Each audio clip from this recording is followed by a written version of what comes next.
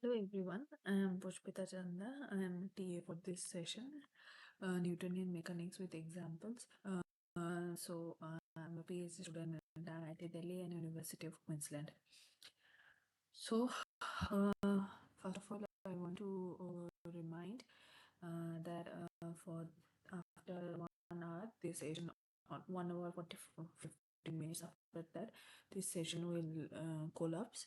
So please join via this link, which I have already given in the message box.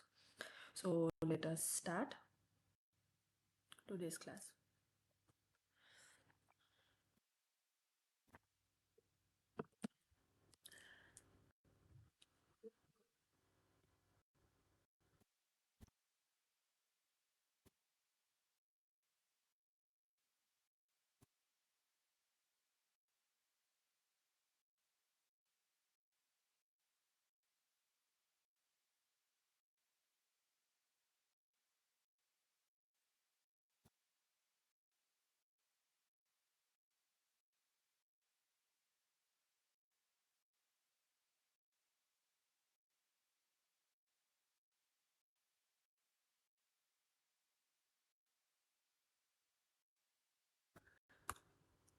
First, I want to discuss some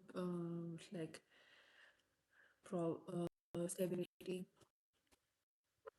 analysis problems.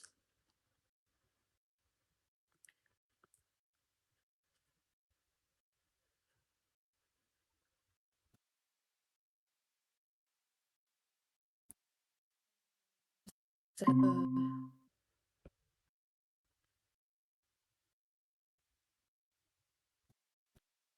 as I have already explained in class that no force is basically dV dx. V is potential energy.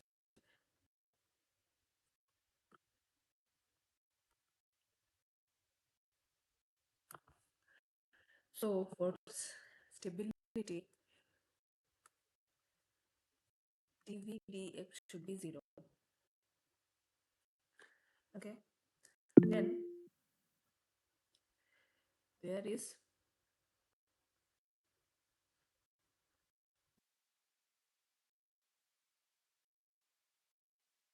so this is the condition of equilibrium point.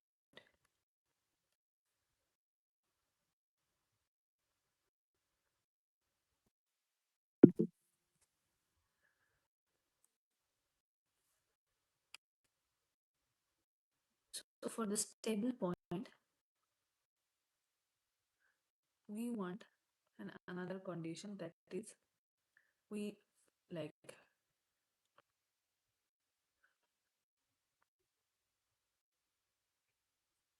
if we draw V, here the potential energy is the function of x.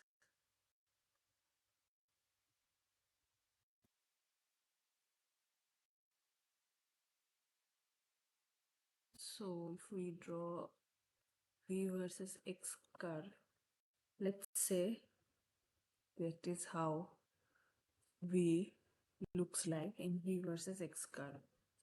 There are points. These points are all equilibrium points.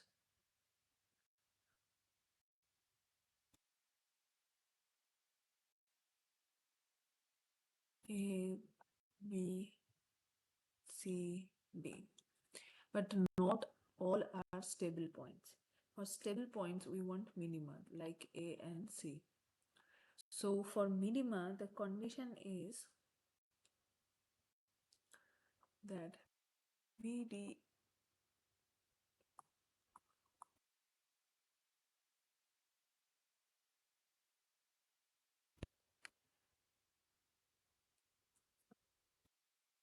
two V dx square should be greater than 0. That is condition for minima. And that gives you stable point. So here A and C are stable point.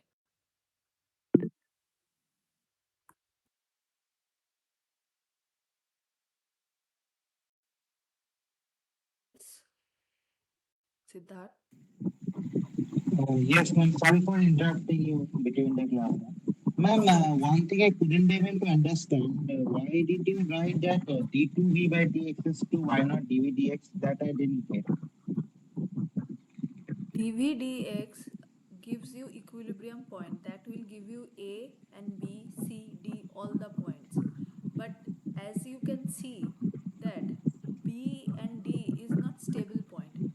First you need to Hmm. understand they are all a b c d all are equilibrium points. Okay, so when you equate dv dx equal to 0, that will give you all the point, stable points as well as unstable points, all are equilibrium point. At that point b point you also get a equilibrium, but b point is not a stable point.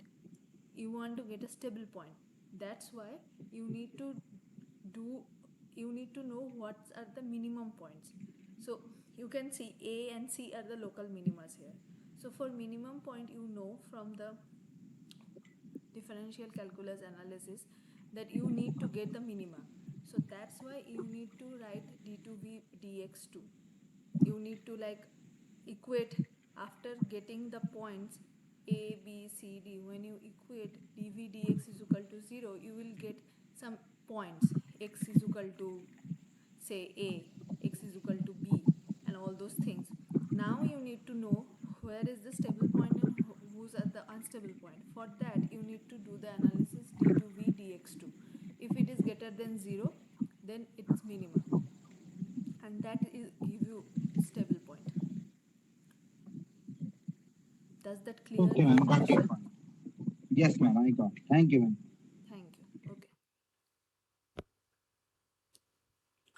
So here A and C are stable point. And when d2v dx2 is less than 0, that gives you, oh, this gives you minima. So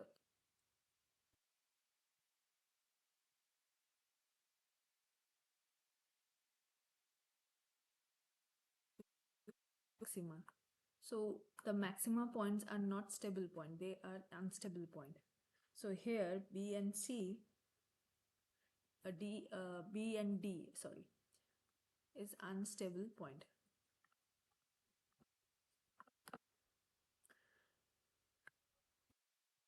So to know what are the equilibrium points, first you need to have a first order derivative of potential energy with respect to x and equate it to 0. It will give you some points, and for each point you need to calculate then the second order derivative, which gives you greater than 0 and which gives you less than 0. The points that gives you greater than 0, uh, that will give you minima.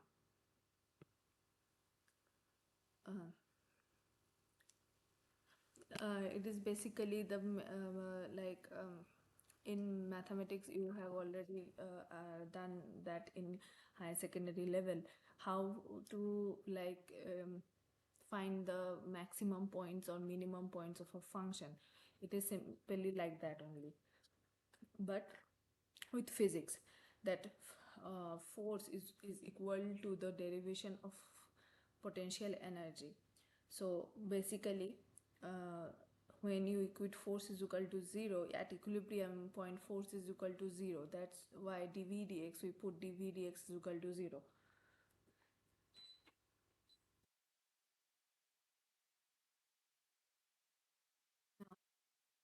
And all other thing, this is in one dimension.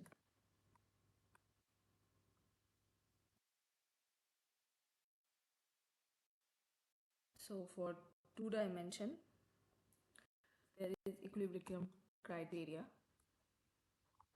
So along with x, you need to consider y also. Then potential is not only function of x, that is a function of y also.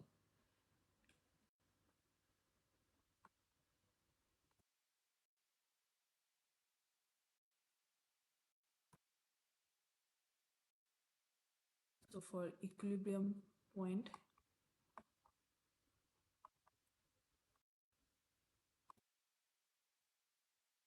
criteria is del x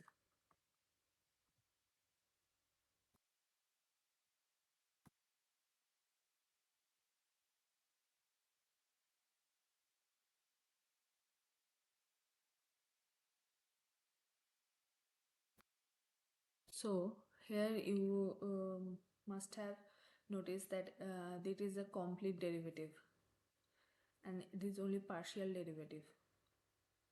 So first you need to like calculate the derivation with respect to x only and then with respect to y only. So at the equilibrium point that will be 0 each. So this will give you the equilibrium point. So then for stable equilibrium point,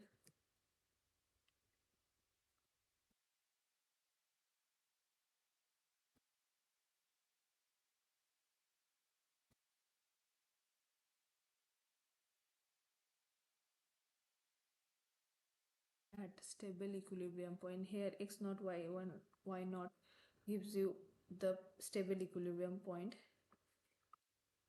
Each needs to be greater than 0. Sorry. Each second order derivative needs to be greater than 0.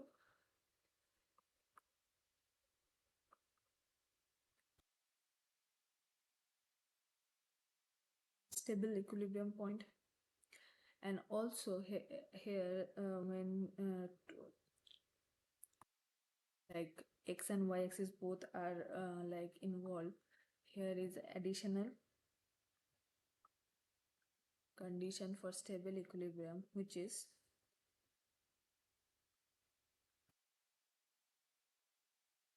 when you multiply this 2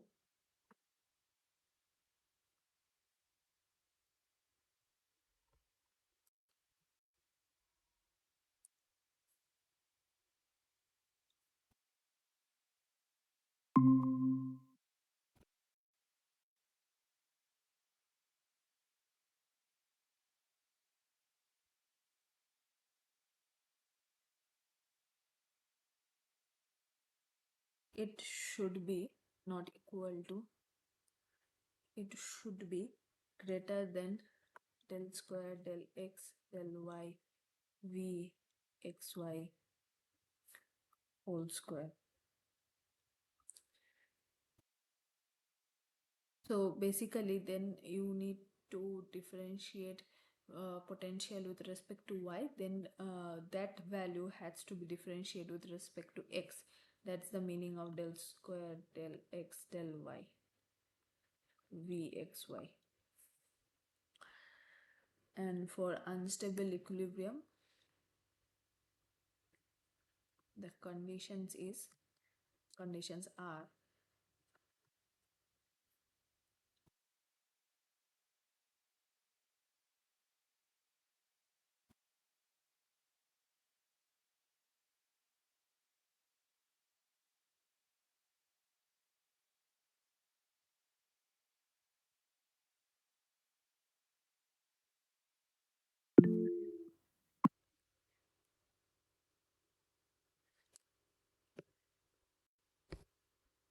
yes, Siddharth.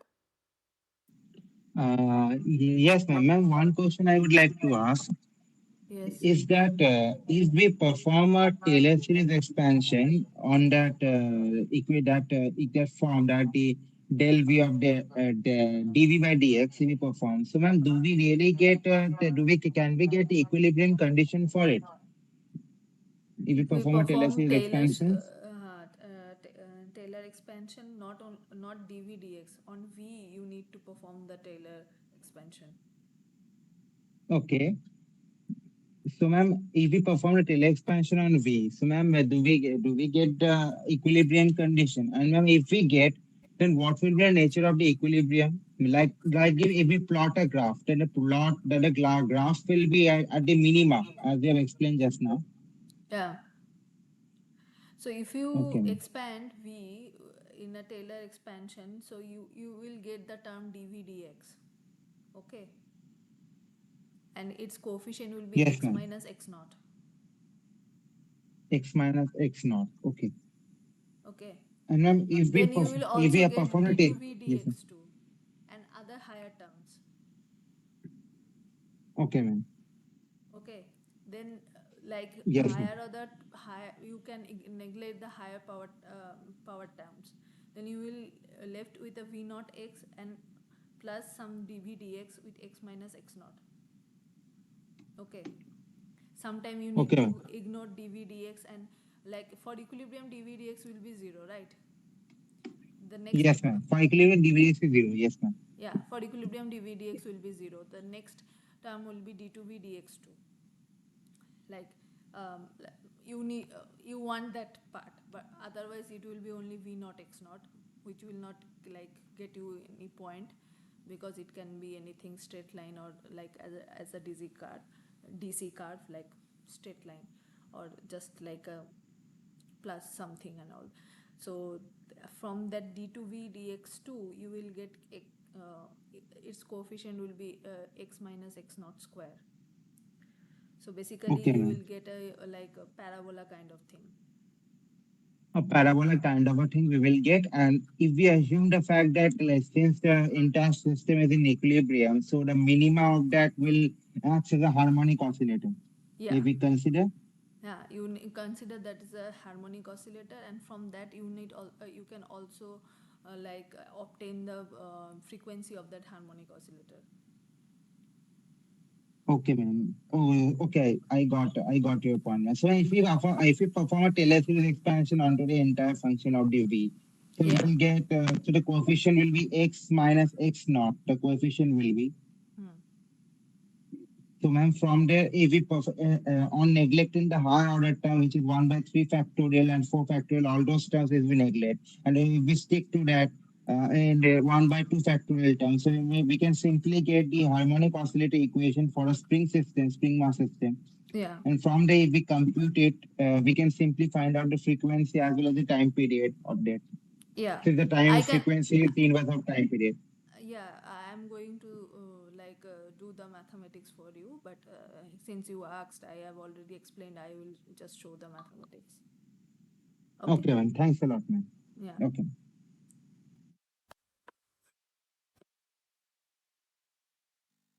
So for unstable equilibrium, this is the condition, and another extra condition is that like stable equilibrium, that is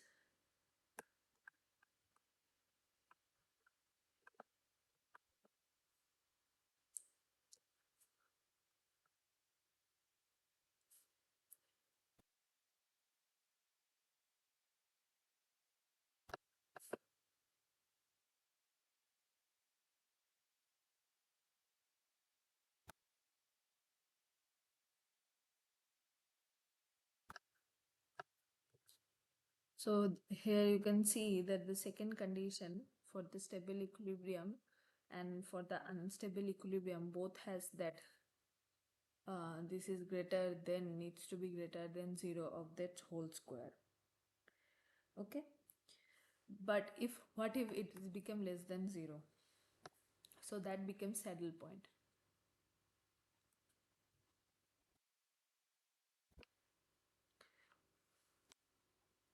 So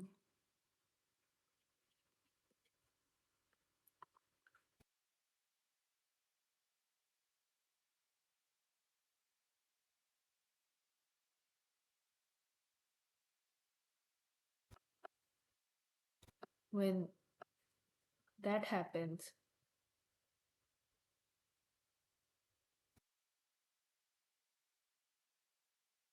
it will neither give you stable equilibrium or unstable equilibrium.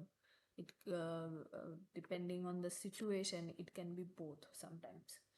So here we are mainly concerned about stability, and it is not stable unstable. We don't need to think about this condition. And coming to the now, that frequency of any oscillation, how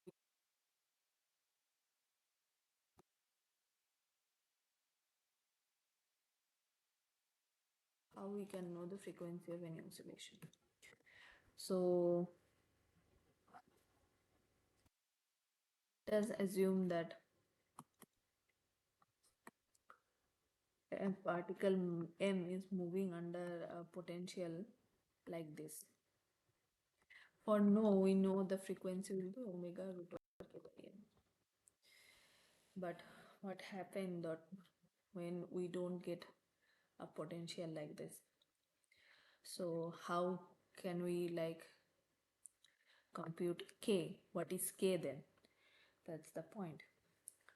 Then like you don't need to do all this Taylor series expansion in order to calculate frequency of oscillation, all those things. Why? I'm gonna like show you that if you expand Vx in a Taylor series expansion,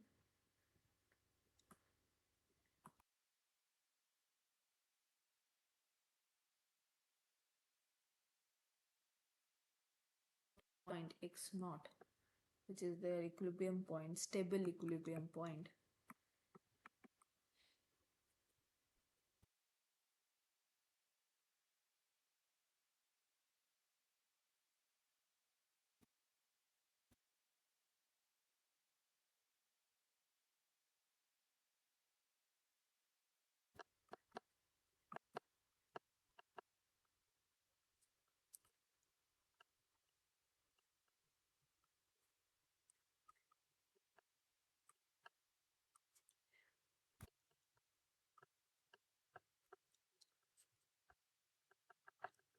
why you can write a function in a Taylor series expansion or sine function expansion, that is purely mathematical thing. I think you know that. Okay, so x minus x naught is basically like displacement from stable equilibrium point.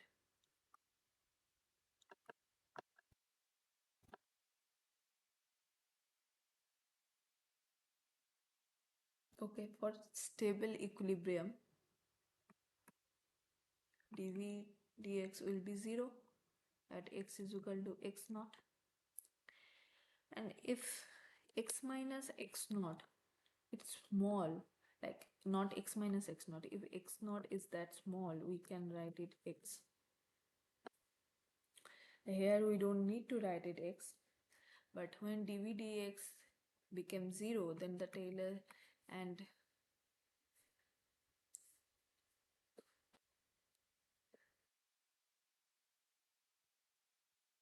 x naught is small, we can write is x.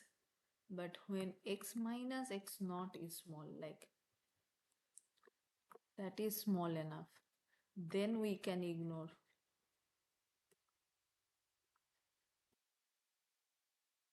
x minus x naught cube or x minus x naught 4, because that will contribute very less in this expansion. So we can cut the expansion here.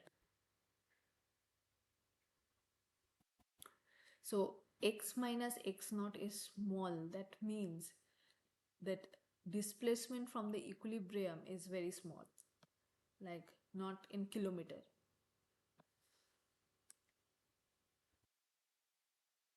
So Vx become Vx naught plus x minus x naught whole square by 2 factorial d2v dx square.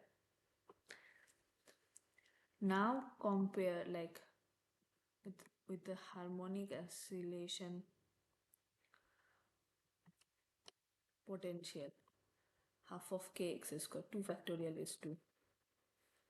So you can see if when you compare, so k is basically d2v dx square and omega is root over k by m. So basically omega is root over 2v dx square m. So you don't need to do all this Taylor series expansion and all those things. Just like do d2v dx square, and also this is need to x to x naught, and divided it by m and take a root, it will give you the frequency of the harmonic frequency of the oscillator. Here we assume that it is a harmonic oscillator when we can ignore the higher order term of x minus x naught, like cube and all those things. And when we are like dealing with not one body problem or two body problem, mu m became mu. Mu is basically reduced mass. For a system of mass, m becomes mu.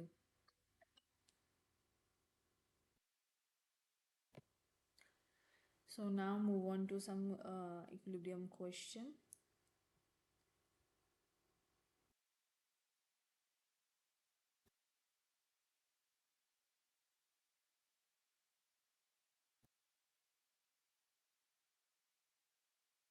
A particle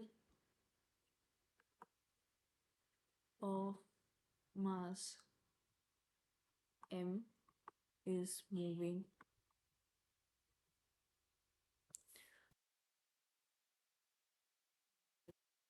one dimension. Remember, I have written all this like in 1D, this equation in x form, and given v can be given to you as a function of r also, then the derivative would be in terms of r, and when it will be in two dimension, then instead of x and y it will be r and theta. That you need to keep in mind.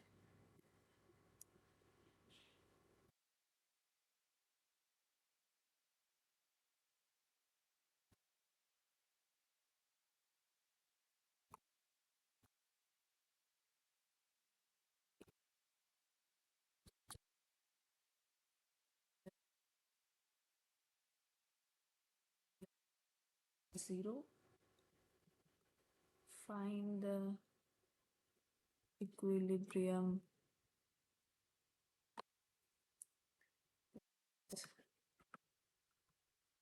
and frequency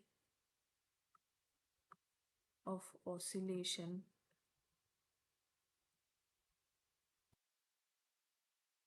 about the stable point.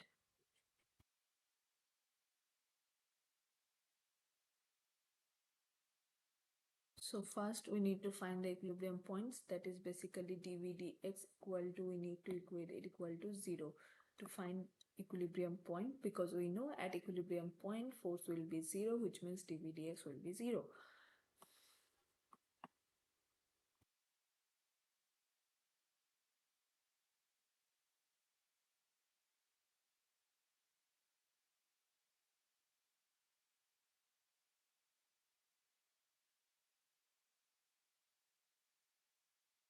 So x naught here is a by 2b.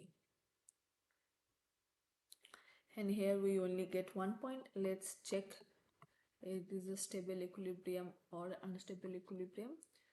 So that will be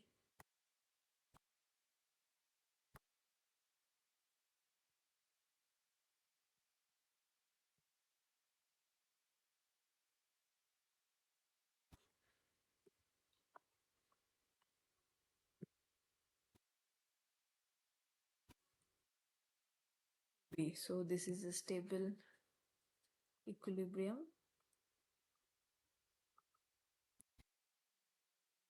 To know the frequency, I have already shown you frequency is k by m. K is basically d2v dx2, which is 2b by m. So omega is here, frequency of the oscillation is root over 2b by m.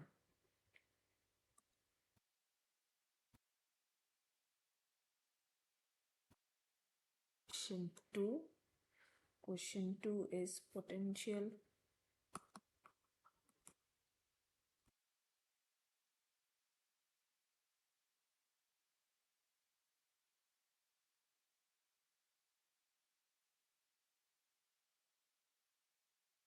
to force between the atoms of atomic molecule is VR is equal to 1 by R12 BR6, where A and B is positive constant,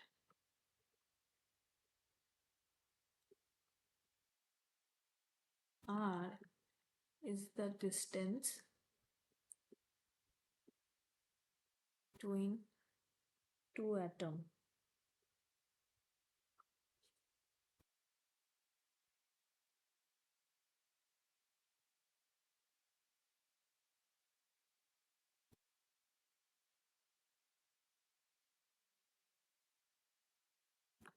Bond length, stable equilibrium. Ma'am, does it have Leonard Jones potential? Yeah? Ma'am, is it a Leonard Jones potential of a diatomic molecule? That I'm not sure. That depends on the constant and other things. But when in stability, you are not gonna be asked to write the potential for stability equation. You will be given the stability potential, right? You can diagnose the atomic molecule with many kind of potential. You can add the vibrational energy and rotational energy and all those terms. So here it was given like this and treat it like this.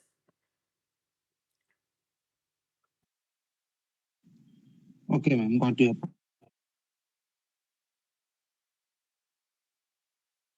Calculate bond length for stable equilibrium.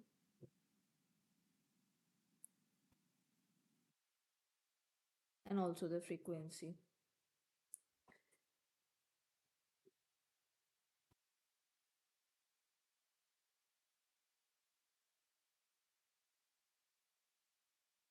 Oscillation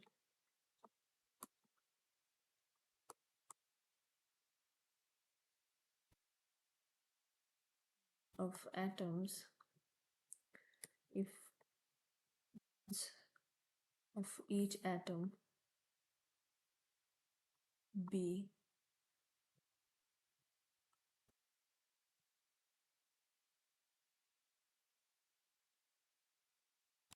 m. When they said mass of each atom be m, then you need to understand that I have already mentioned in here that when there is a system of mass, instead of m, you need to use mu. Mu is a reduced mass. So what is the formula of mu? That is 1 by mu is equal to 1 by m1 plus 1 by m2 and so on. Here both of the mass is n, so m plus m. That will give you mu is equal to m by 2.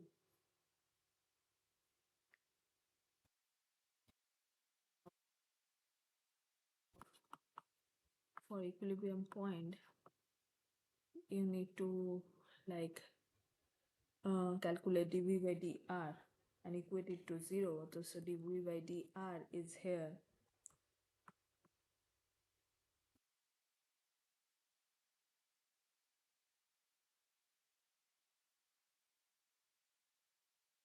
Now here r is like whatever be the stable equilibrium point, r naught cannot be equal to 0.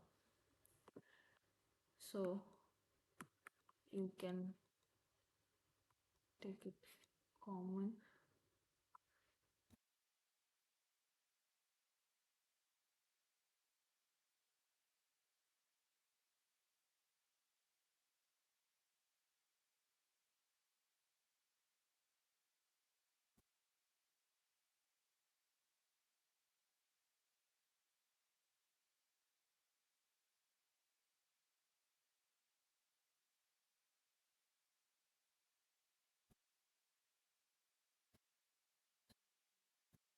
point 2a by b over 1 by 6. Now you need to know if it is a stable equilibrium or not. Even though you don't want to know if it is a stable equilibrium or not because you got only 1 point, but the question is also to get the frequency. So you need to calculate it anyway.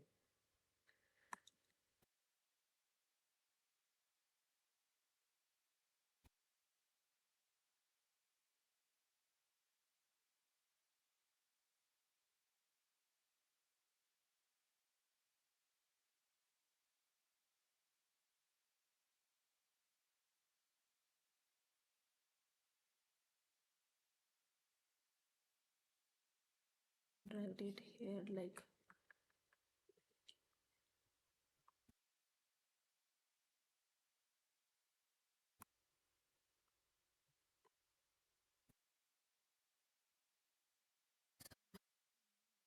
6 is basically 2a by b, and R naught 8 is basically b by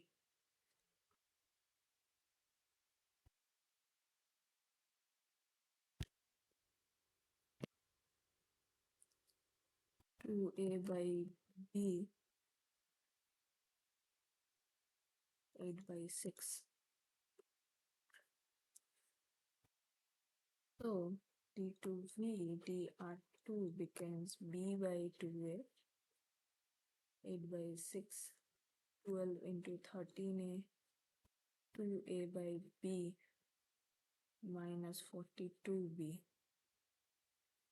So why we are doing this? Because we need to know that d2v dr2 is like in a constant form. It is greater than 0 or less than 0, even though we don't need to know that.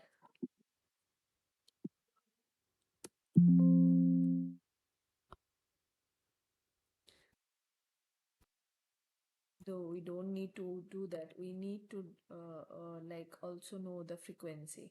That's why we are like replacing R naught values with the constant. Please give me a moment.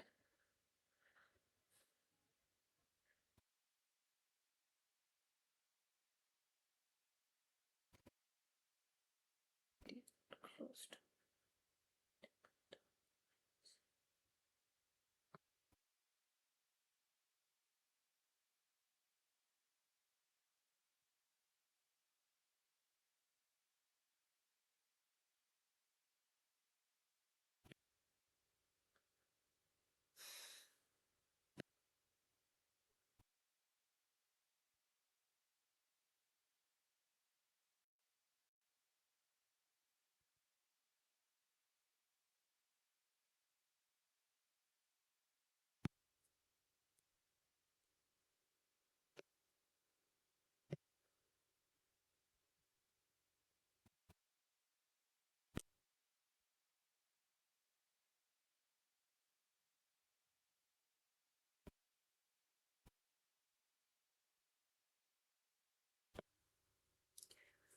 Okay.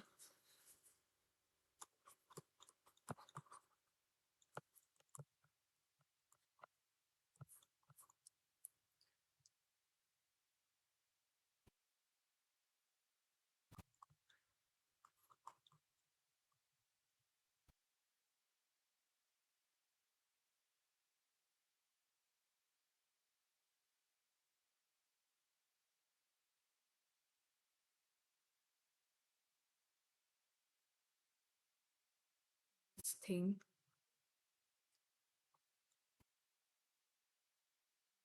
6b.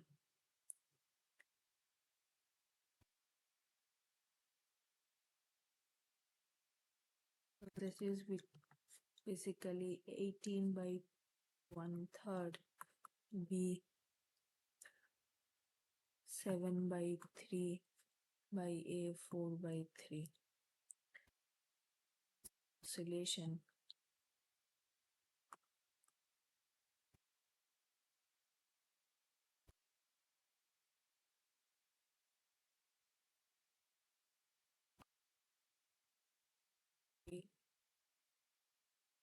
over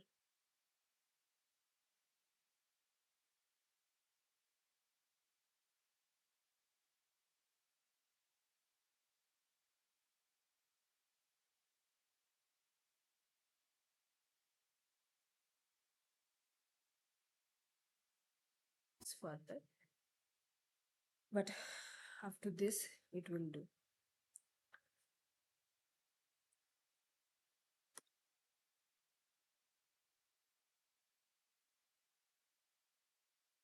Like similar question there is,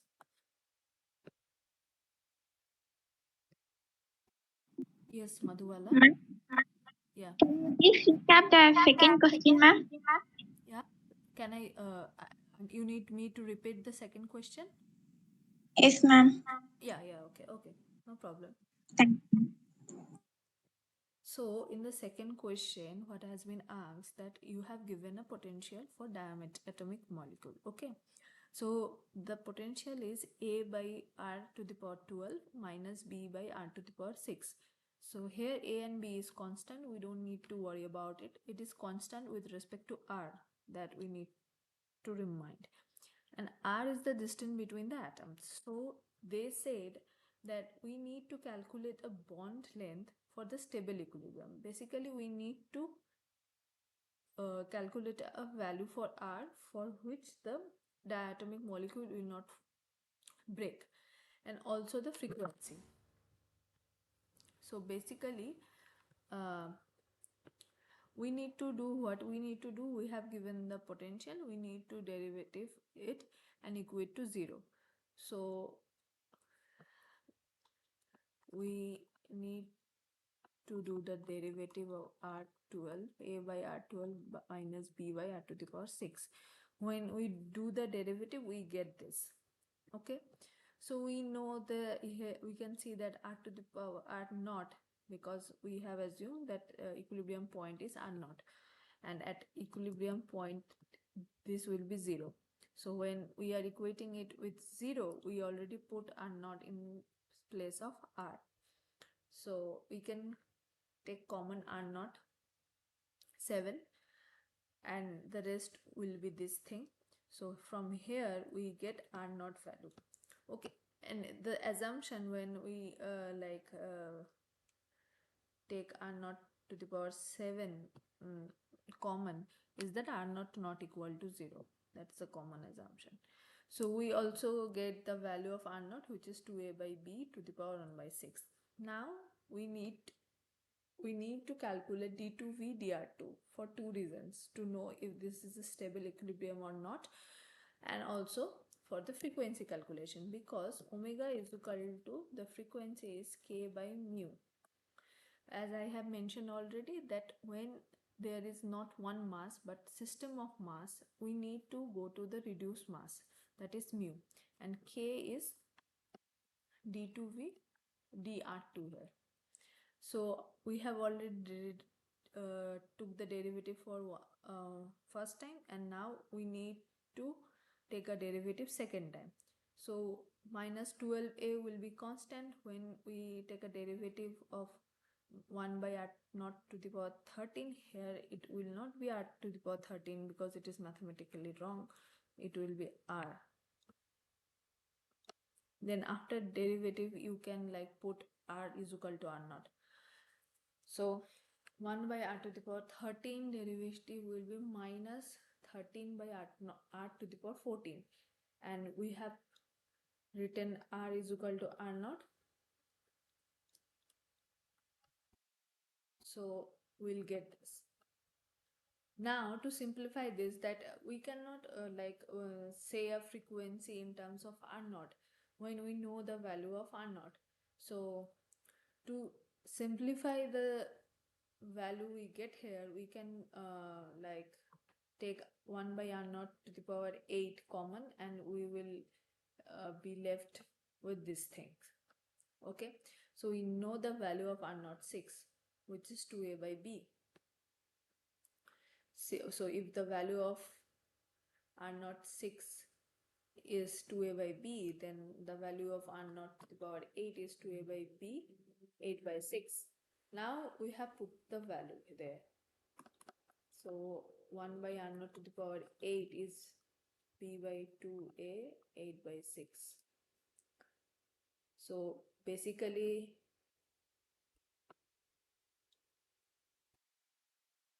it's 12 into 13a by 2a by b. So b will be here and a can be cancelled.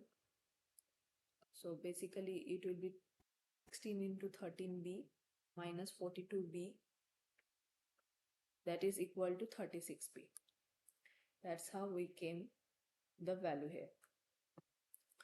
And I have already told that for system of mass we need to take into account reduced mass. So the reduced mass formula is basically this: 1 by mu, that is reduced mass, equal to 1 by m1 plus 1 by m2 and so on. Here there is two mass only and each are m. So 1 by u is equal to 1 by m plus 1 by m, so it will be 2 by m. So mu is equal to m by 2. So in the frequency calculation I have put that only, like with all those things I could have written by 2 m by 2, but instead I written like this into 2 by m. You can like simplify it further.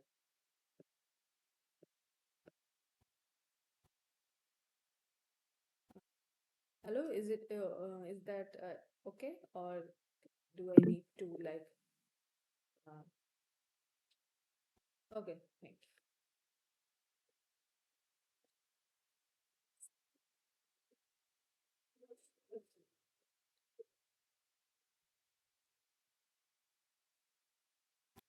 After 15 minutes this call meeting will end, then you need to like uh, attend the next session with another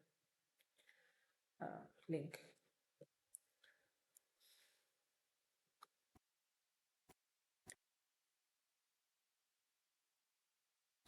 Then there is a like same kind of question with less hassle.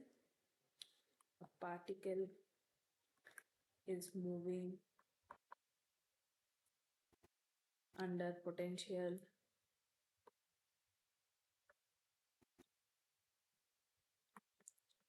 VR is AR cube minus B by R.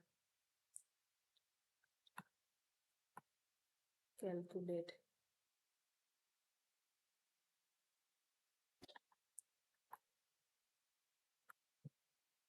value of potential energy.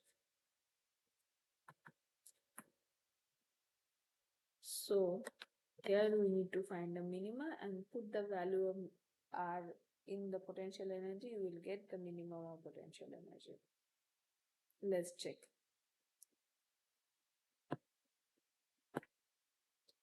So to find a minima,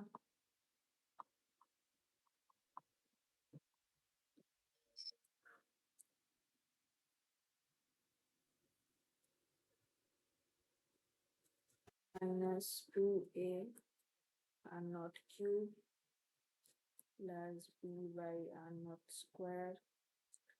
If we like take a first order derivative, that will be 0. This will give 2a by b. Now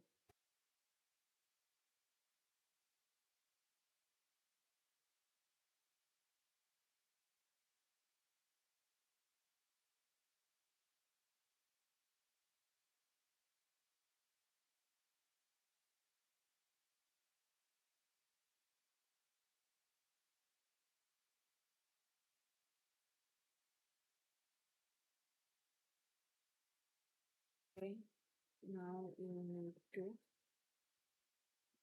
6a r naught minus 2b.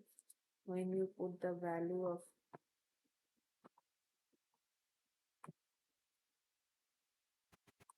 r naught cube and r naught, you will get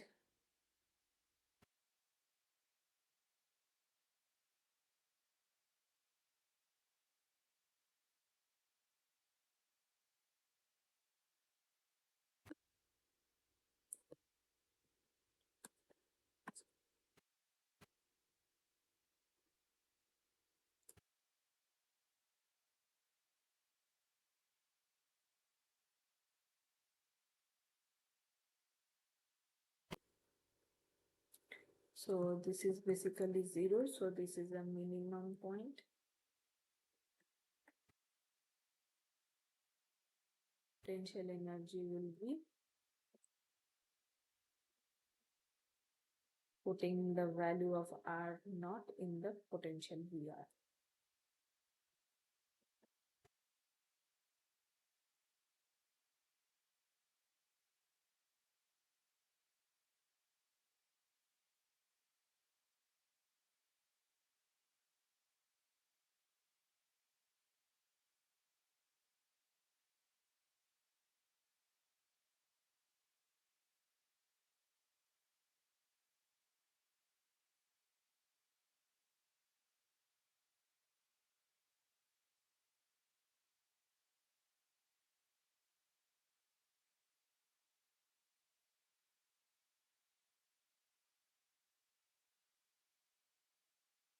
So that is the value of minimum potential energy.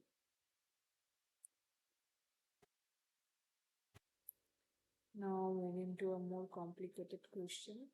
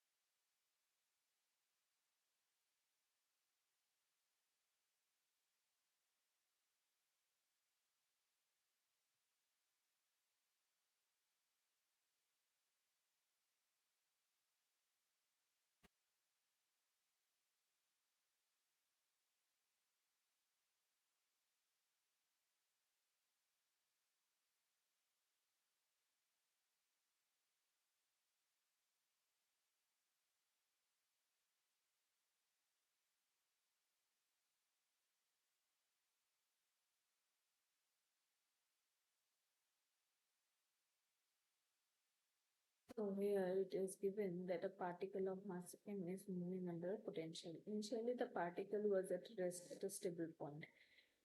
Now the question is what minimum speed should be given to the particle so that it reaches the unstable point. So first we need to know what is stable point, what are the stable point and what are the unstable point for this potential.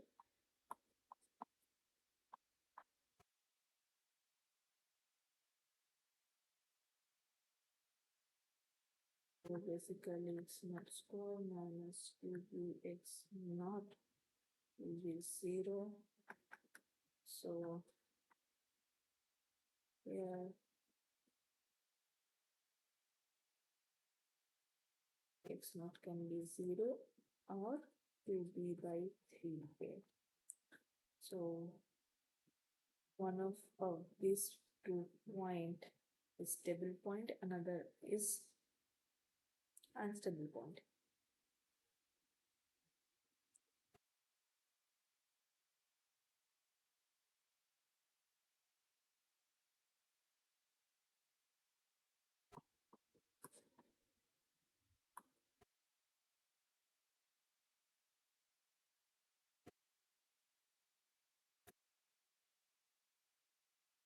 Minus 2b.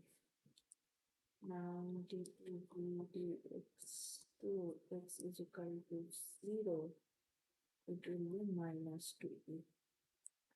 So 0 is unstable point.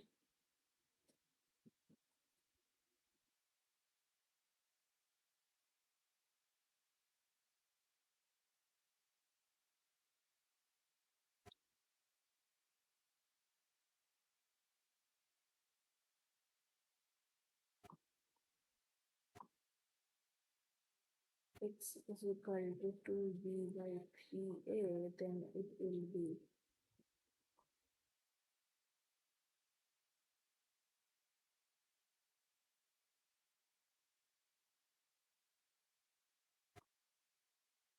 minus 2b, which is 2b. So this is x is equal to 2b by 3a. It's a stable point. So particle was at a stable point 2b by 3a. Now it needs to go to 0. What minimum speed we should give? So basically, we need to go to the energy conservation group.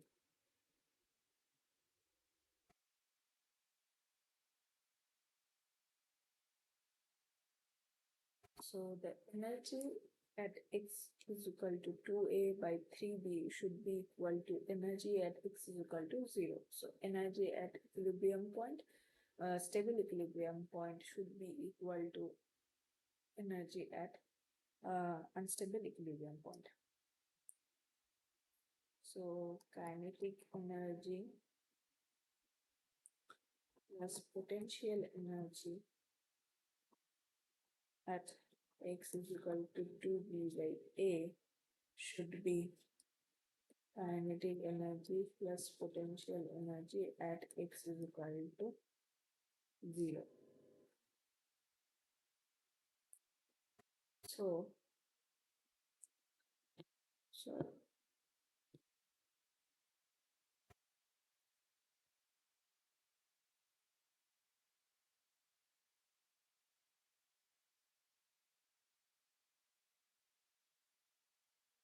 is equal to 2ba, where the particle has potential kinetic energy and potential energy, because after it has a speed, it will go to that point. The kinetic energy is half of m u square, so we need to complete the u, and potential energy is basically v x is equal to 2ba. Here kinetic energy is 0 because it was at rest. Speed is 0, that was kinetic energy is 0, and potential energy is equal to 0, which is also 0.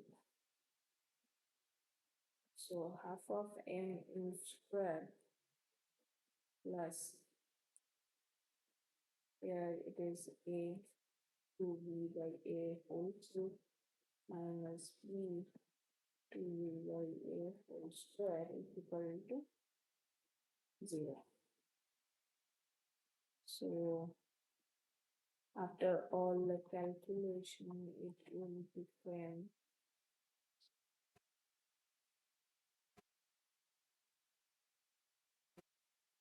square minus 4 into 12 minus square into 0. So half of m in square is equal to 4 minus square minus 8 minus square.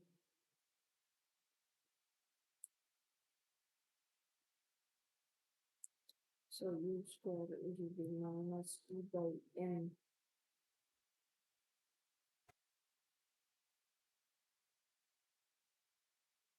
by 3a whole square to b by 3 minus b.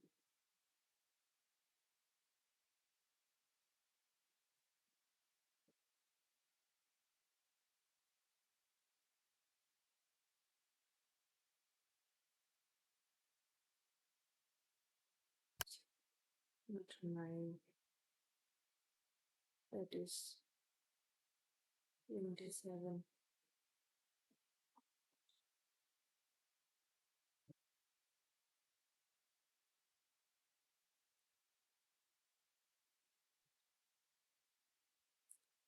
So basically, E would be 8b cubed 27 n square. So this is the like the speed you need to give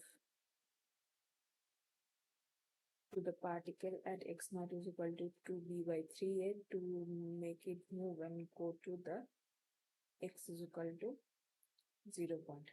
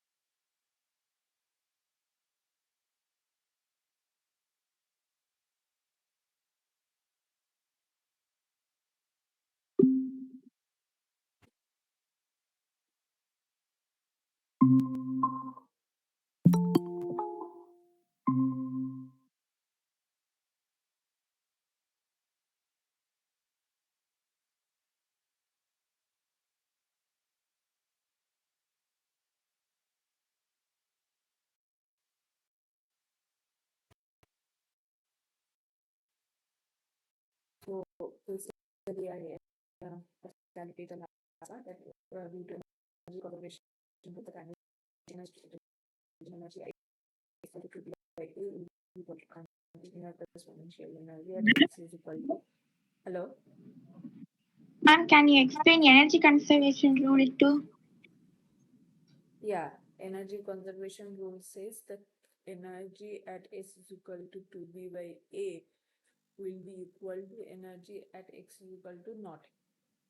Okay, so total energy at any point of x will be equal that at x is equal to 2 by A, the total energy will be kinetic energy plus potential energy, and this will be equal to kinetic energy and potential energy at x is equal to naught.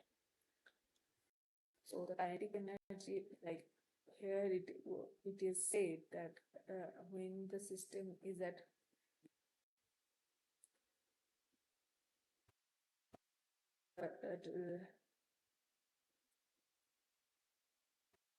like it goes from stable, like when it is a stable point to b by a, it was given like speed, and it like it will go to 0.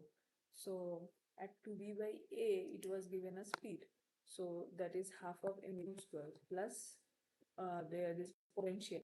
So potential energy we have given, so at x is equal to 2b by a, what will be the potential? We just need to put x is equal to 2 by a in the potential energy form. So the kinetic energy is equal to naught, that we need to give the particle of speed, that when it is reached at x is equal to 0, then particle needs to be stopped. So at x is equal to 0, the particle should not have any speed or velocity. So kinetic energy will become 0 because half of m dot 0 square is 0, and velocity at x is equal to naught. So we are given ax cube minus bx square. So v at 0 is 0. So the kinetic energy plus potential energy is equal to naught is 0. So total energy at x is equal to by a should be 0. There should be some kinetic energy, there should be some potential energy, but total energy should be 0. So we got an equation here. So when we solve the equation, that half of mu squared, then we put the potential energy at x is equal to 2b by 3a. So we get this equation, and from if when we solve this equation, we will get u is equal to the speed is equal to root over 8b cubed by 27 m square. That's the calculation. So basically, it's you need to obtain stable equilibrium and unstable equilibrium. Then you need to equate the kinetic energy and potential energy, whole energy at these 2 points. You will get speed.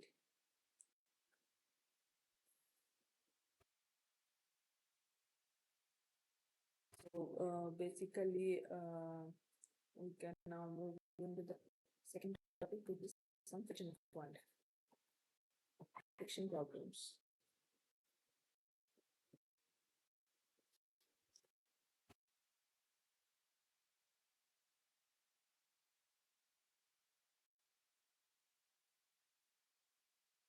let me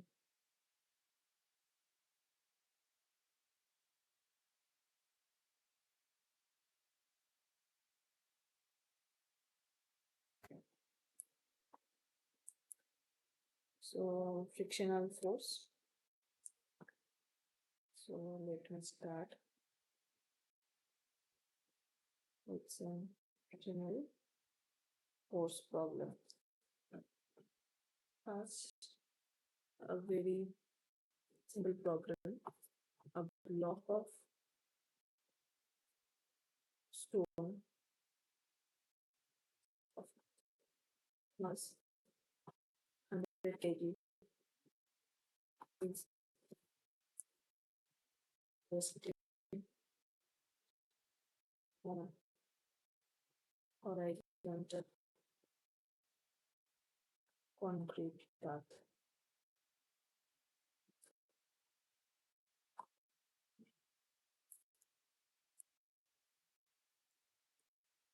Determine the ordering horizontal force P necessary to just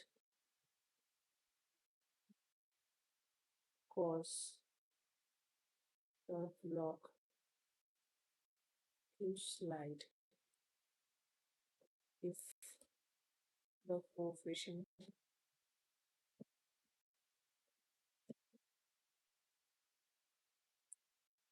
of static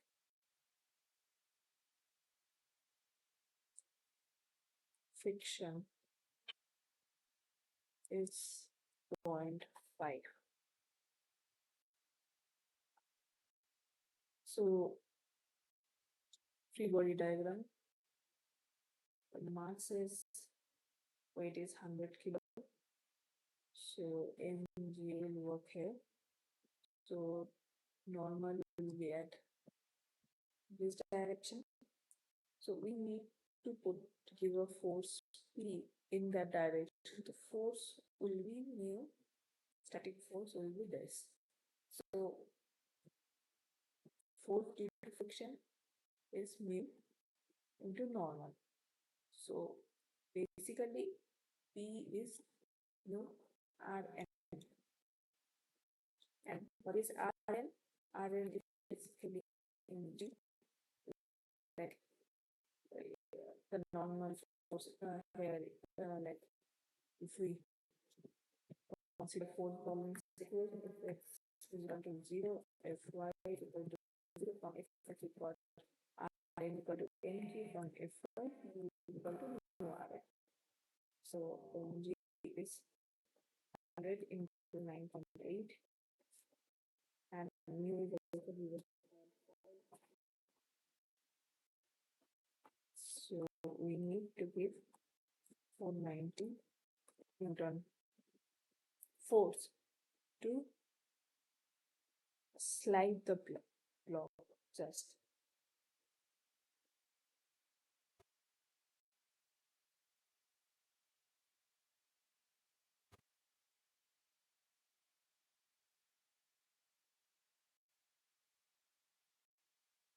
Now move to another friction problem. Ma'am, Yes. ma'am, new RN is called Mu Rn is called for like friction force. okay, ma'am. Okay. We know the friction force is mu into normal. Okay. So we need to give P so that the friction we can just overcome the friction force. That's it. The second problem. Diesel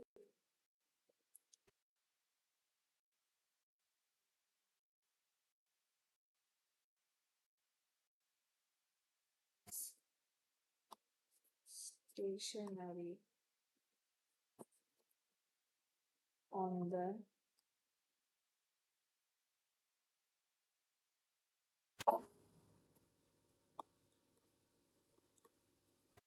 given that the mass of the locomotive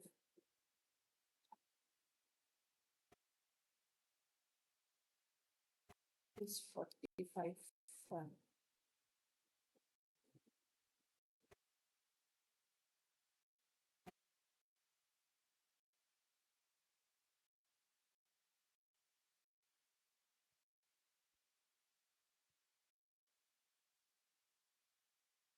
Greatest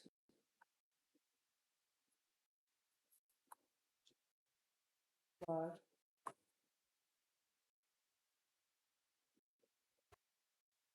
pull that the locomotive can exert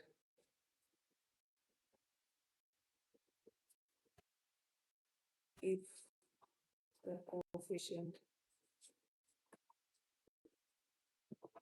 of friction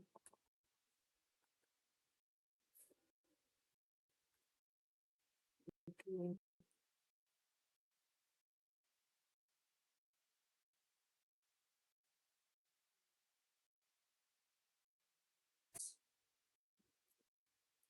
is 0.2.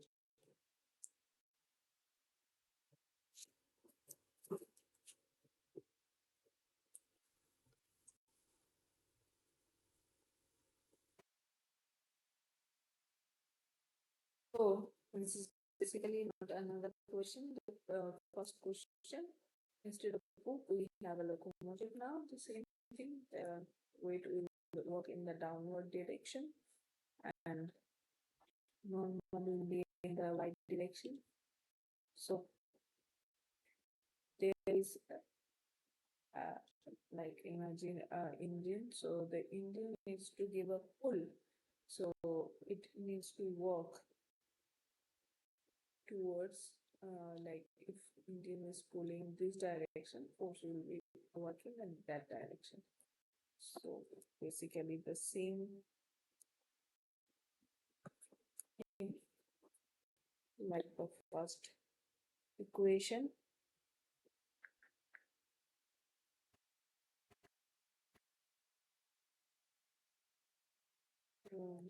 Mu is equally mg. Mu is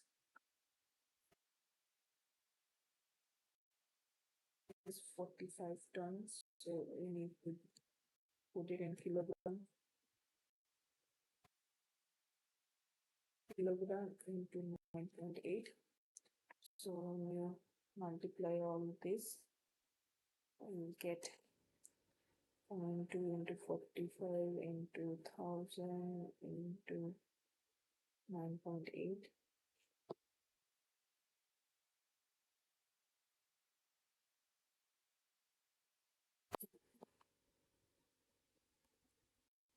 .3 kilogram.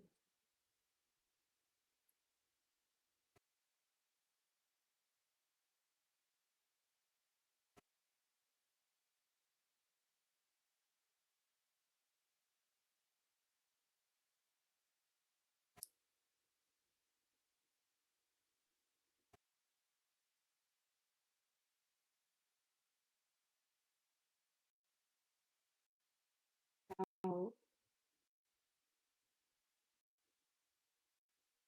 slightly complicated thing is a book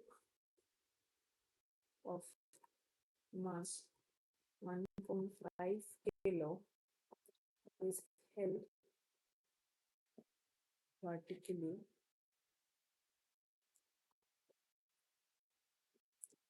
and prevented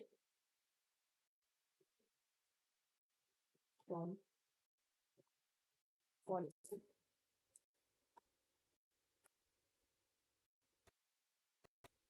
by being grasped by the fingers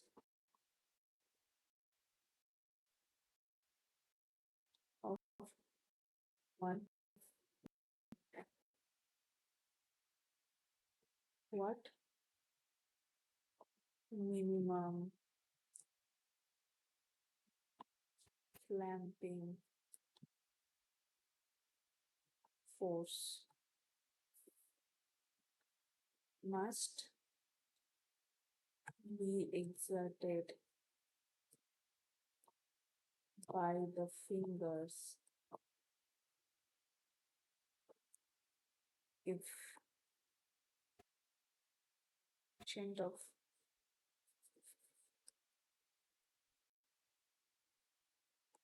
friction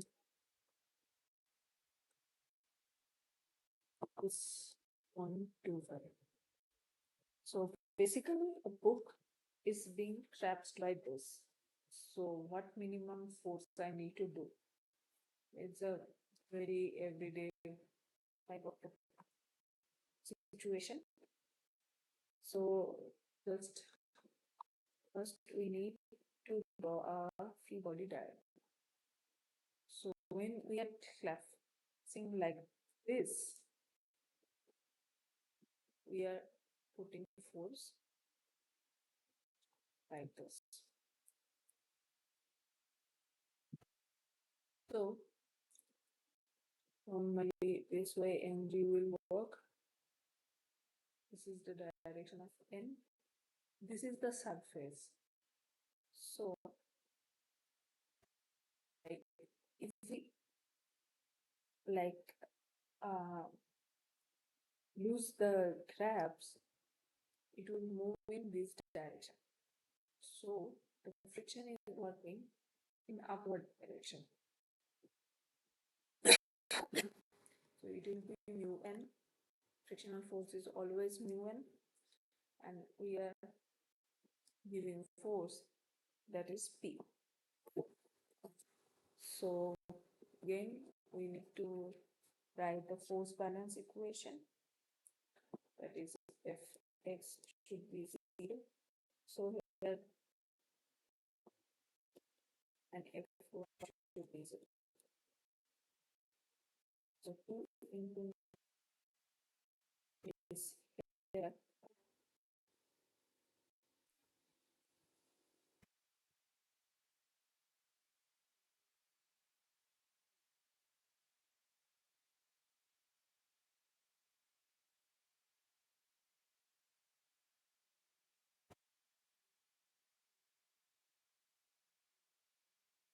To like know the value mg is 1.5 kilo into 9.8, that is 14.7.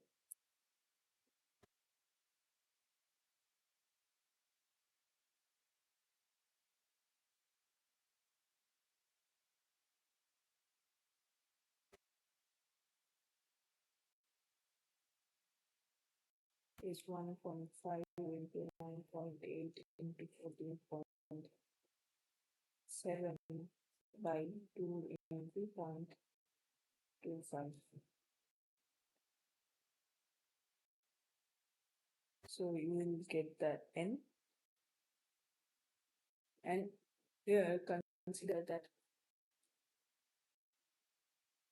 n is the normal of the surface. So here the normal of the surface is in this direction.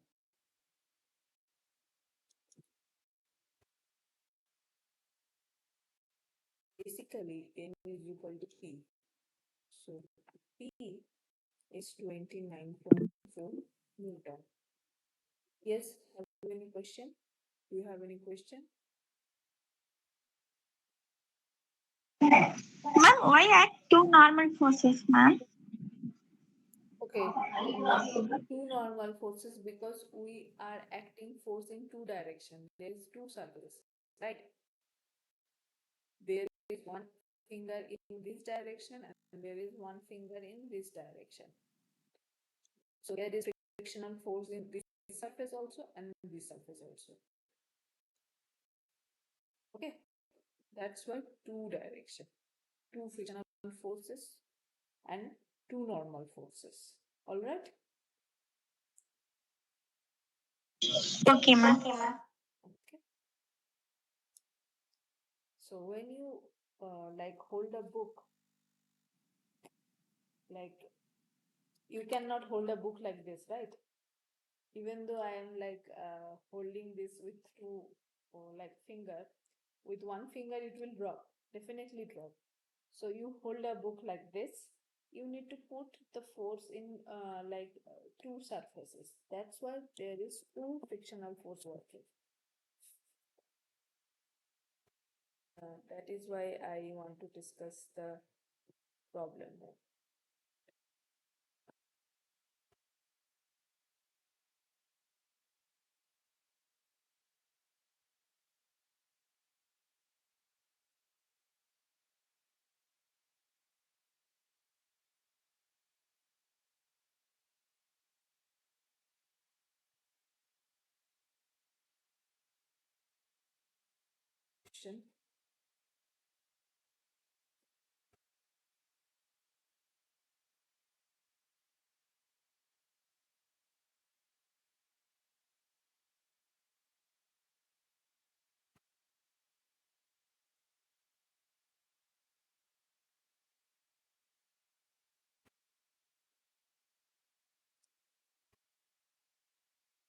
Now I want to discuss a ladder problem.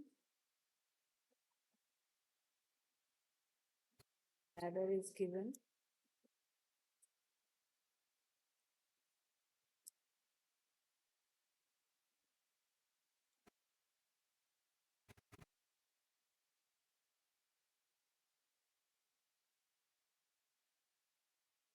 Ladder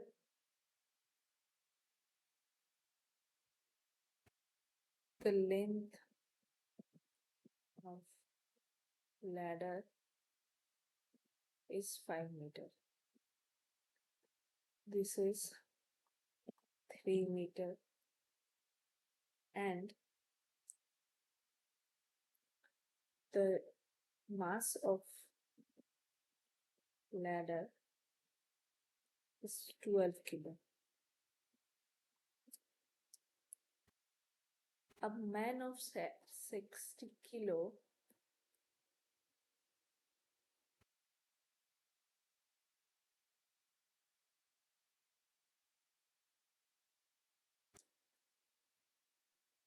has gone 3.5 meter along the ladder,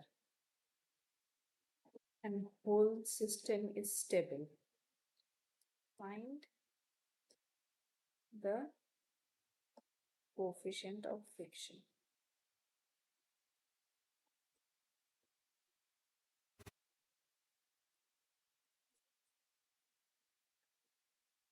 Carefully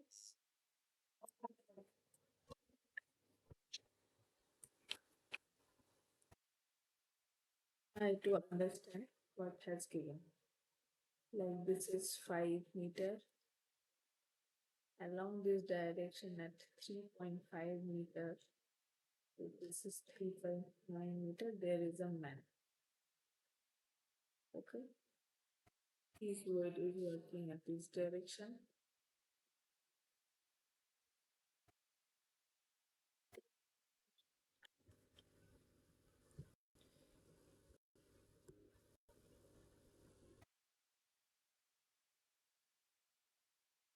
Mass of the ladder is working at from its center. So this is 2.5 meter. Mass of the ladder is working. Okay. So here is the contact point with wall. There is a normal force due to the wall, that is called FNW. Here the ladder touches the ground, so there is a normal force here in ground, and if the ladder slips, it will move in this direction. So force, frictional force, always remember frictional force is prohibiting it to slip. So frictional force is working in that direction. F friction. Okay. So all the thing should be clear. From here, the weight of the man is working. From here, the weight of the ladder is working. This is Ng, this is N wall, and this is friction force. Okay, and this is the weight of the ladder is 12 kilos, and we assume that it is 10 meter per second square, so 120, and the weight of the man is 60, so that is 660. So first we know force equilibrium equation, Fx is equal to 0. Okay, we also need to know the theta. So what I know, that is 5, this is 3, so this should be 4. So theta should be tan inverse 4 by 3. Okay, so that will give you 53 degree. So the forces in x direction should be equal to 0. So x direction forces are NW, positive direction, negative direction FF. So that should be 0. So NW is equal to FF. Well and good. So now we need to go to y direction. Y direction, all the forces should be equal to 0. So in y direction, 600 is working in towards the ground, 120 is same, but Ng is working up. So Ng, you can also put minus 600 minus 120 plus Ng. Let's put it that way. Then positive y direction is only the y direction.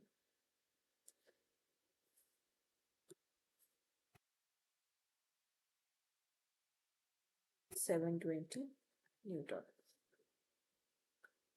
Okay, but we cannot like know from here that what is mu, if basically if F is equal to mu Ng.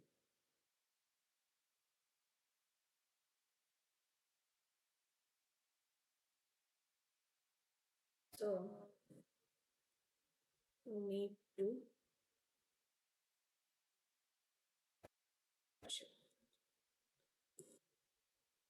so we are writing torque balance equation with respect to B. So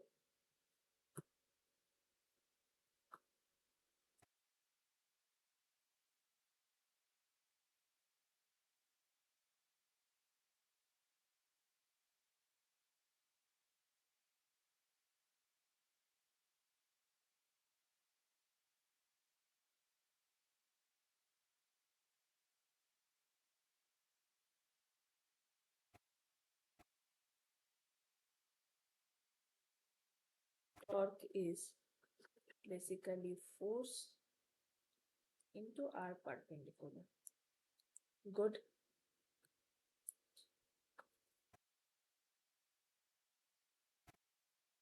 So here the perpendicular direction of working this torque is this. So how we can measure this?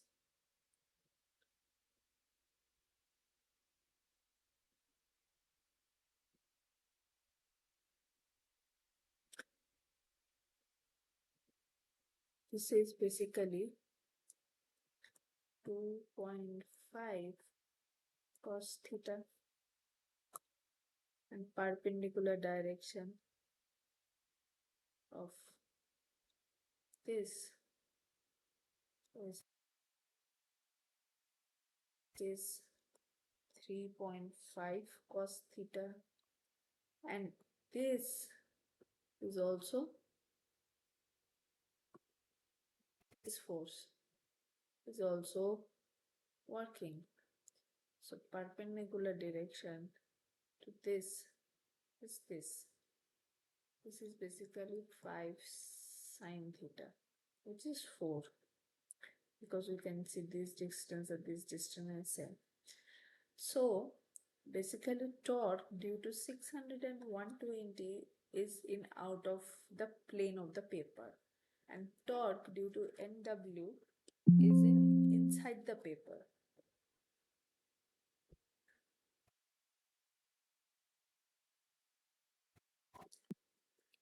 So if you hello.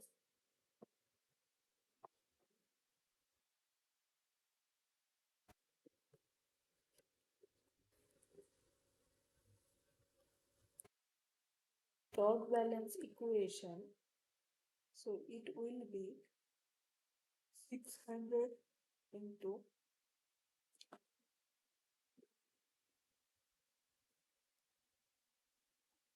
600 into 3.5 cos 53 degree plus 120 into 2.5 cos 50 degree minus FW into 4 is equal to 0.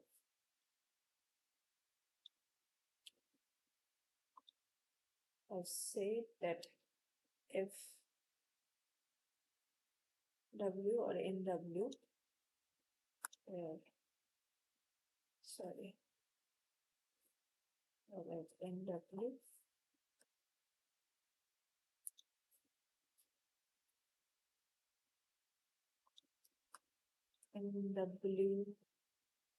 is equal to frictional force. Frictional force is mu Fg.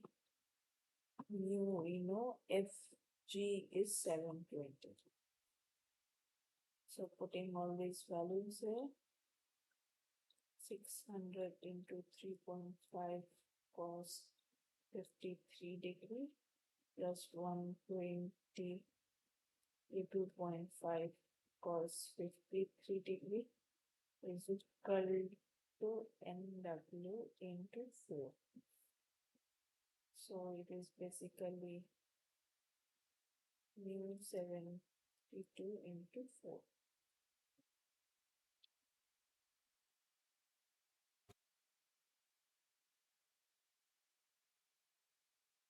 It's 1264, this value, and this value is 181. So mu is equal to 1264 plus 181 by 2 to 720. This value is 361 by 720.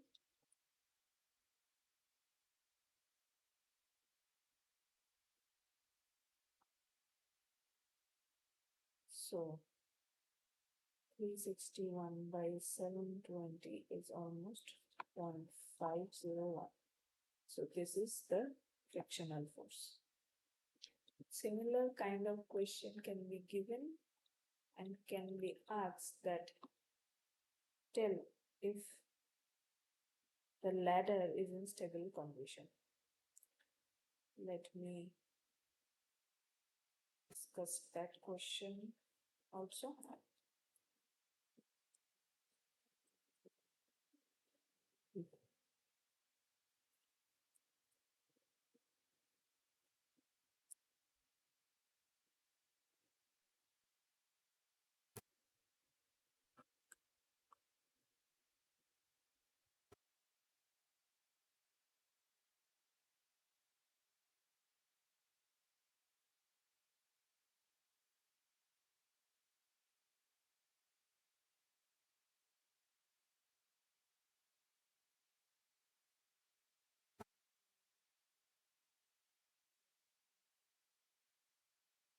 Five kilo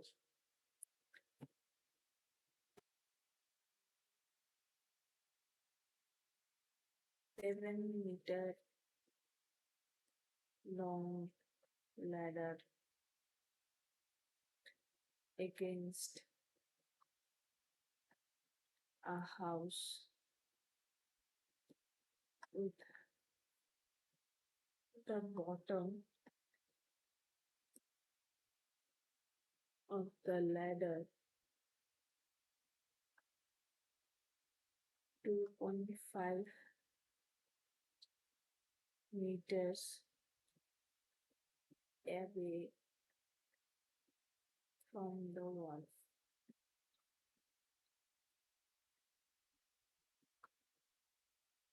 Assume a coefficient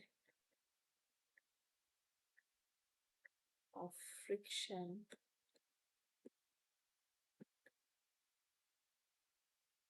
at the bottom to be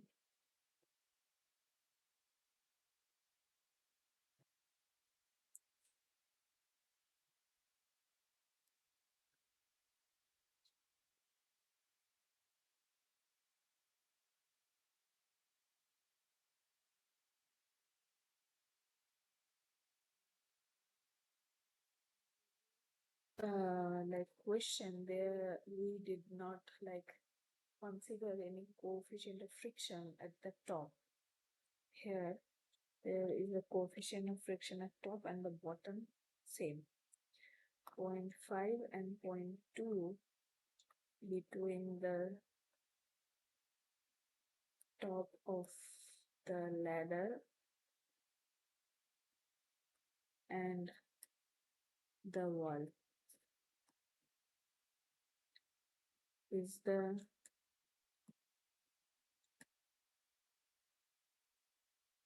ladder safe, sleeping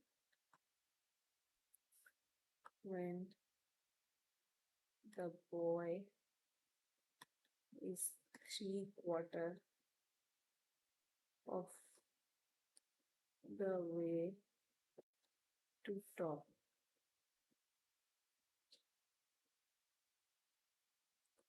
And the second question is, suppose the ladder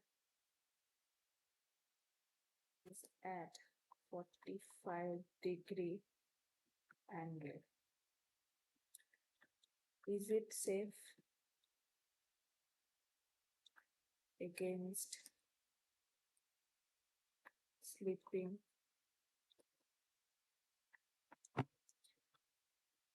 So basically this is 7, this thing is 7 meters, this is 2.5 meter. Okay, first we need to obtain the angle theta. So theta, physics from the right angle triangle rule 6.5. So theta is tan inverse 6.53 by 2.5, which is equal to 69.05 degree. Good.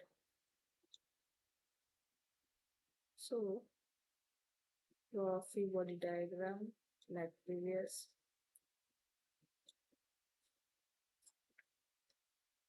So basically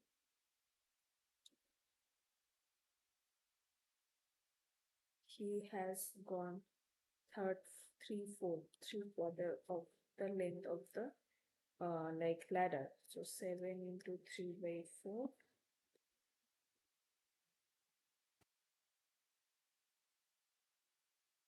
Five 5.25. So here is the boy. Its weight is working that way. At 3.5, the ladder's weight is working. Okay. Here,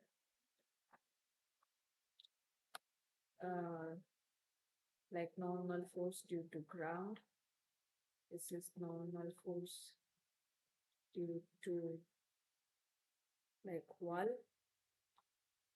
In this direction, U force is working.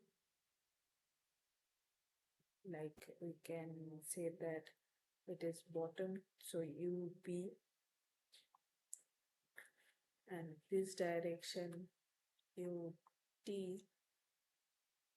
if W is working, this direction if G is working.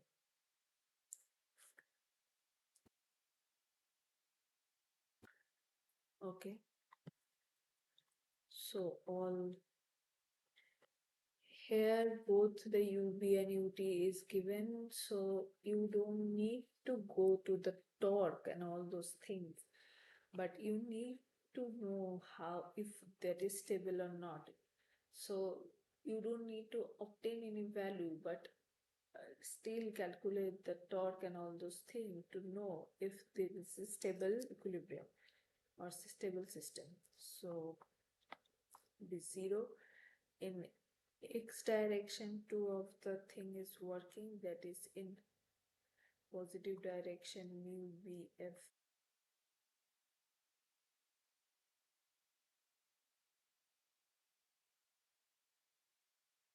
to mu v.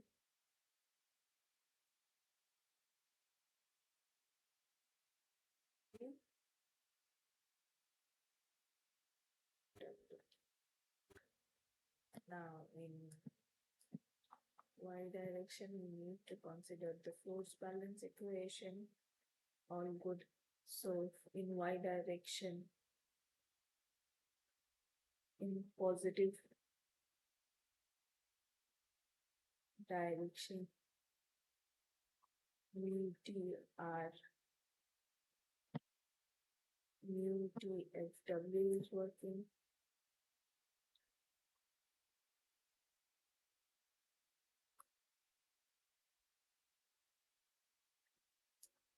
If g is working, and in negative direction 45 into 9.5 is working.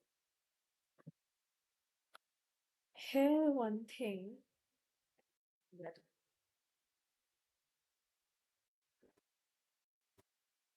is not given, that is the weight of the ladder. That was not given.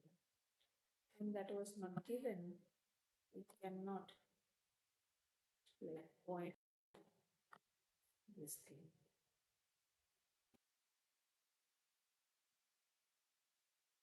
Can't assume the weight, but basically it should be given. That is 441. So if W we know, T, the friction at the top is 0.2 W and Fg is 2 Fw. So 2 Fw is equal to 441. So 5 Newton. From this also,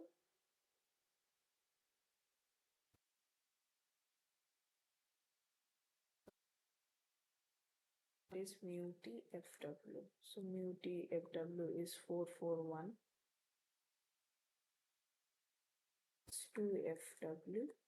So it is basically 40.1 Newton. Why we like calculate mu T Fw? Because we need to calculate a torque from this point, point A. So moment about A. So basically you need to see that moment about A, this thing goes 0. Okay. Moment because of this, there is a moment because of this. When you like, this is the perpendicular direction, here this is the distance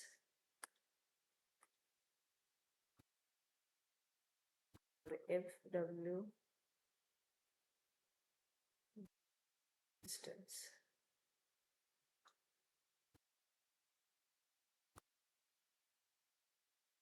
So the weight, due to the weight of the boy, the torque is clockwise.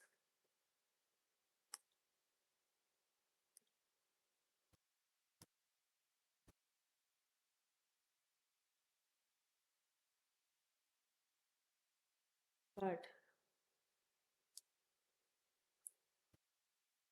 due to the frictional force at the top of the, like due to the frictional force here, Fg and mu Fg, the torque is 0. The frictional force because of the top friction, that is anti-clockwise, and due to Fw, the torque is anti-clockwise. If you like go about R cross F right hand rule, you can see then in which direction torque is working. So the clockwise torque, if balance the anti-clockwise torque, it should be safe. So moment of about A clockwise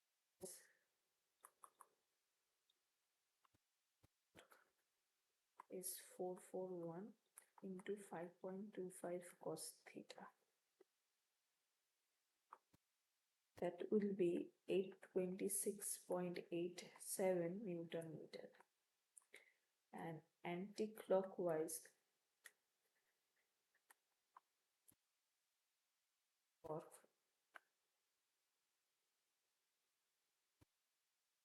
Fw W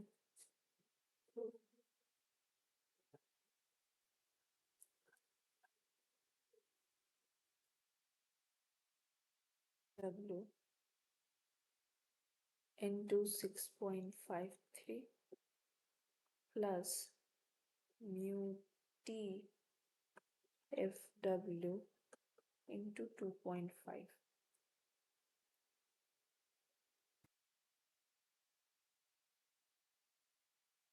Because that is 2.5, we all know, and this is 6.53.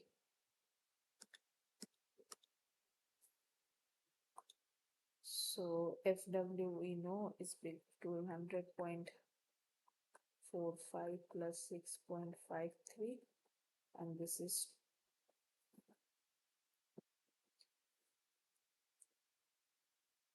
40.1 into 2.5.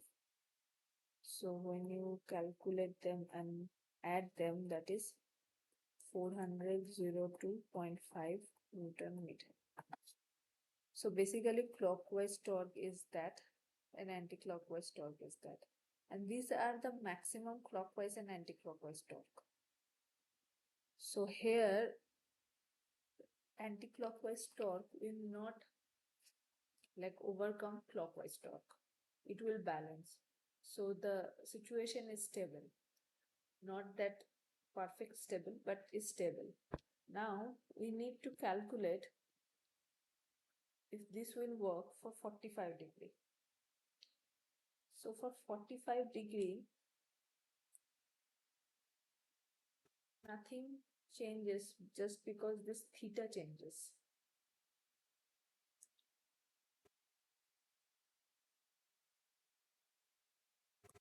Here I have written 653, 6.53 is 7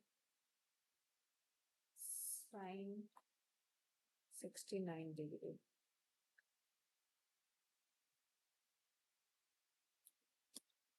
So new moment about A,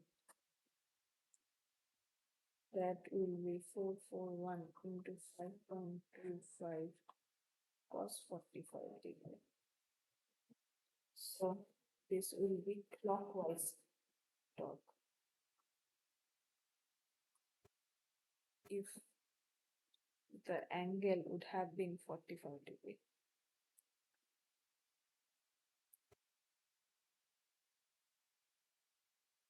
As cos 45 into 5.25 into 4.1. That is 1637.12 Newton meter. The clockwise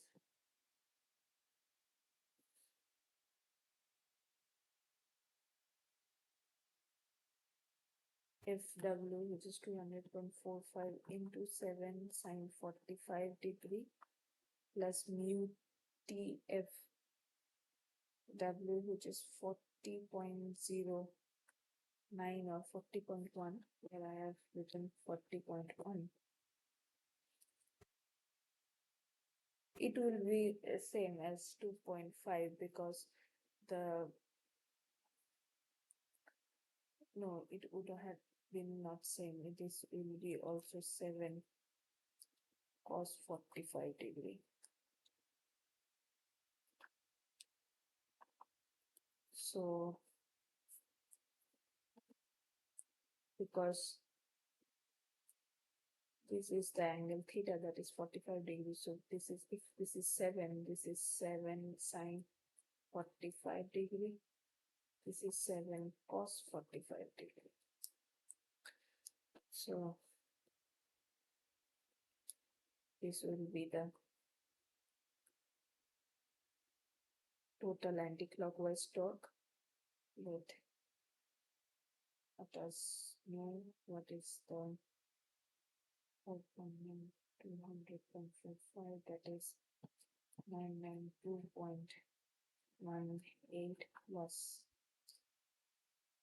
cos 45 into 7 into 40.1, that is 198.48 plus 192.18. So that is total 1190.667. So here in previous example we said that clockwise torque is less and anti-clockwise torque is maximum 14.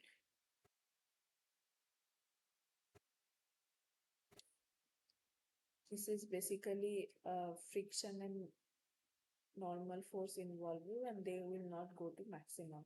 So the angle was kind of stable, but here we can see that clockwise like torque is much more than anti-clockwise torque, that even if the anti-clockwise at their maximum, like the clockwise torque is fixed because of the position of the man, clockwise torque is fixed. It is at their maximum, but anti-clockwise torque at its maximum will not compensate the clockwise torque. So it is not stable to fix the ladder at 45 degree.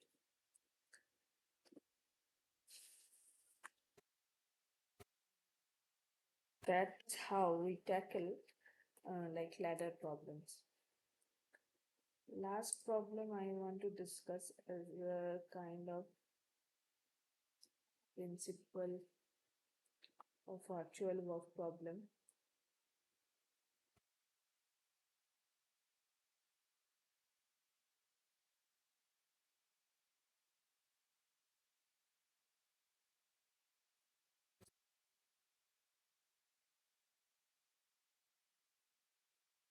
Round spin. So this is phi. The question is find the equilibrium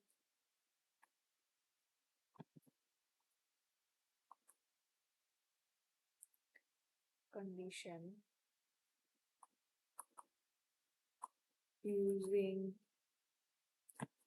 principle of virtual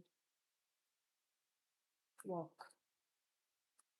So no, the principle of virtual work is I is equal to 1 by NFI external delta Ri 0. So the radius of this curvature is R. Suppose this is M1, this is M2.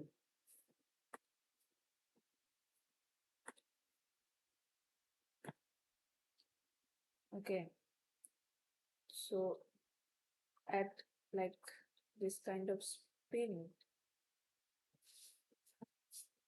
the mass moves along the tangent direction, but weight moves in this direction. If this is theta, this angle is also theta. This is phi, this angle is also phi. Okay.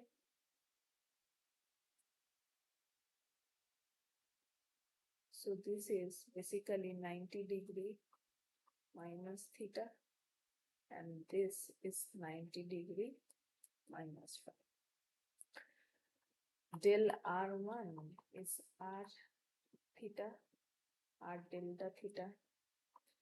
Del R2 is R delta phi. And F1, that is M1G sine theta, and this is M2G sine theta. Or you can say W1 sine theta, W2 sine theta. So basically, according to this question, here it is F1 delta R1 plus F2 into delta R2 is 0. So, no, W1 sine theta delta R1, which is R delta theta, plus W2 sine theta into R delta phi is equal to 0. So theta plus phi can maximum be 360 degrees. Theta plus phi is equal to constant. So del theta plus del phi is equal to 0. Del theta is minus del phi, or del phi is equal to minus del theta. Now if we put that in the previous equation, we get W1 sine theta R delta theta minus W2 sine phi R delta phi. Not if here we have put delta phi is equal to delta theta.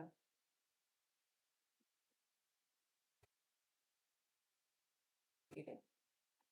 So basically W1 sine theta minus W2 sine phi R delta theta is equal to 0. So the equilibrium condition is W1 sine theta is equal to W2 sine phi.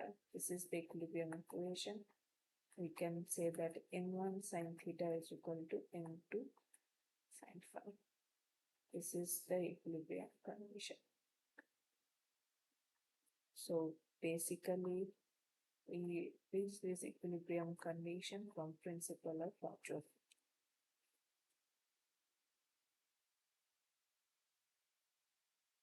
So that is for all today.